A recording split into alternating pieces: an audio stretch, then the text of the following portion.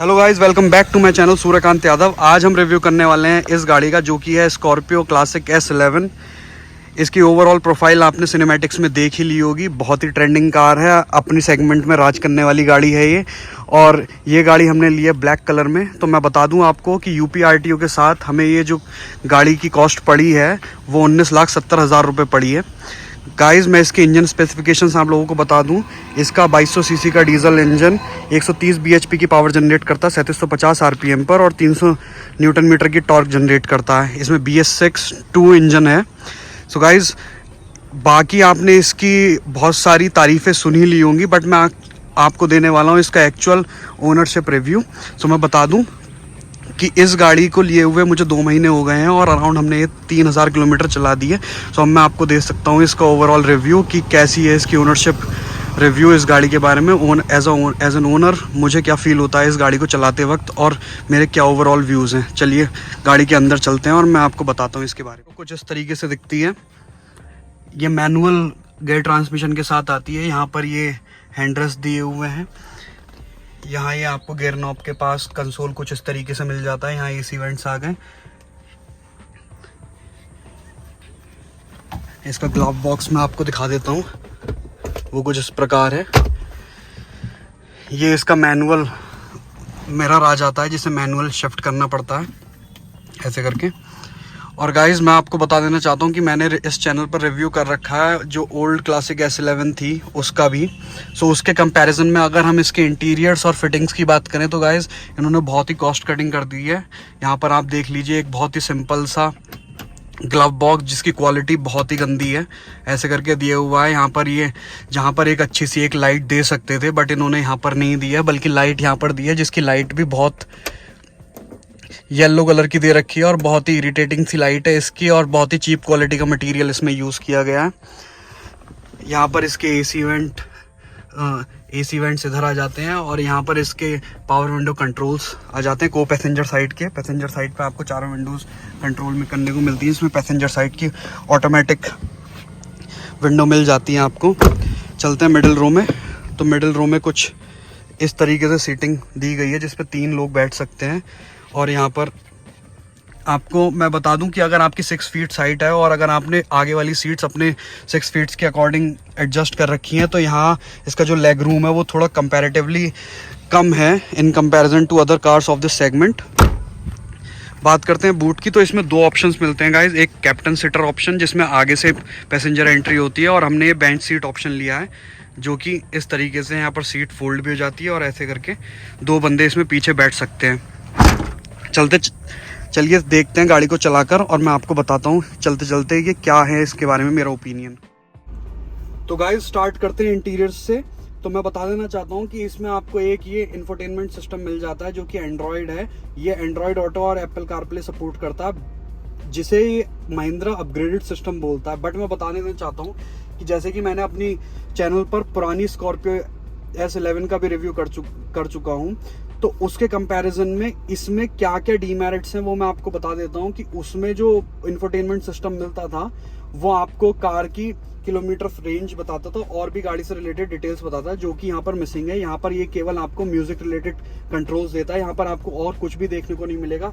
Secondly, mileage and how many kilometres can be driven in the fuel that is in the car, वो वाली information जो है वो आपको यहाँ पर कंसोल में भी, जो मीटर कंसोल है उसमें भी देखने को नहीं मिलेगी। तो ये चीज इस गाड़ी में मिसिंग है, और ये कॉस्ट कटिंग के नाम पे मुझे लगता है कि ये भी इन्होंने हटा दिया है। सेकेंडली, अगर आप इस इंफोटेनमेंट सिस्टम को उस इंफॉर्मेशन वाले इंफोटेनमेंट सिस्टम से स्वैप करवाना चाहते हैं, अगर अपग्रेड करवाना चाहते हैं कि जिसमें यहाँ पर आपको सारी चीजें, सारी डिटेल्स गाड़ी से रिलेटेड देखने को मिले, तो आपको इस स्टीरियो के बदले में, इस स्क्रीन के बदले में वो लग जाएगा। बट आपको उसके लिए एडिशनल पे करना पड़ेगा 4500 रुपीज। ये की ऑफिशियल महिंद्रा स्टेटमेंट के अनुसार मैं आपको बता रहा हूँ कि मैंने अगर बात करी थी उनसे तो उन्होंने मेरे को 4500 रुपीज का एस्टिमेट दिया था।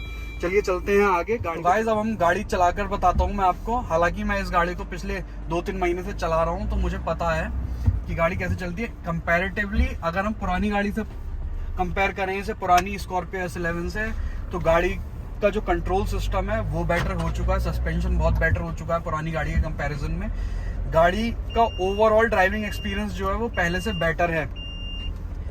अब बात कर लेते हैं डीमेरिट्स की। तो वो मैंने आपको पहले भी बता चुका हूँ कि इसमें यहाँ पर आपको कहीं भी ऑप्शन नहीं मिलता जिससे आपको पता लग जाए कि गाड़ी अभी आपकी कितने किलोमीटर और चलेगी इस फ्यूल में। ना ही यहाँ पर जो है आपको ये पता लगता है कि आपकी गाड़ी क्या माइलेज दे रही है। गाड़ी की परफॉर्मेंस बहुत अच्छी है। जो रोल ओवर की प्रॉब्लम पुरानी गाड़ी में आती थी वो अब इस गाड़ी में दूर हो चुकी है। बट ये गाड़ी जो स्कॉर्पियो ओनर्स होंगे जिन्होंने स्कॉर्पियो चला रखी होगी तो उन्हें पता है कि ये गाड़ी हाई स्पीड कार नहीं है। ये कार एक ड्यूरेबल पावरफुल व्हीकल है जो कि 100-120 मैक्स तक चलाने के लिए बना हुआ है और आप इसे किसी भी रास्ते पर लेके जा सकते हैं। ये उस पर्पस की कार है, ना कि ये 160-180 भगाने वाली कार है। अगर आप इसे हाई स्पीड लेकर जाएंगे तो ये आउट ऑफ कंट्रोल हो जाती है, फिर आपको रोल ओवर की प्रॉब्लम भी देगी और इसमें कंट्रोल से रिलेटेड भी शिकायतें आती हैं। अगर मैं बात करूं माइलेज का, तो जो मैंने अपने हिसाब से इसका माइलेज कैलकुलेट करा, हालांकि यहाँ पर कोई मिलता नहीं है कि इसमें हमें दिख जाए, तो जो मेरा एनालिसिस है तो ये अराउंड 14 का एवरेज, अगर हम स्मूथ ड्राइव रख रहे हैं 80-100 वाली, तो ये 14-15 का एवरेज ये कार निकालती है। 2200 सीसी के इंजन के साथ इतना एवरेज मेरे हिसाब से सही है।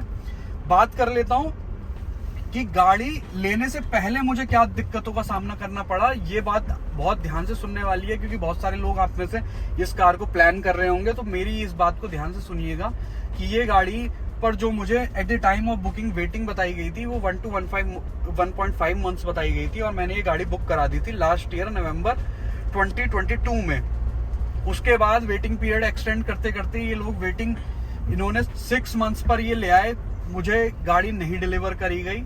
6 मंथ्स के बाद भी जैसे तैसे करके जो भी हुआ वो एक बहुत लंबी स्टोरी है, but anyhow I manage to get this car.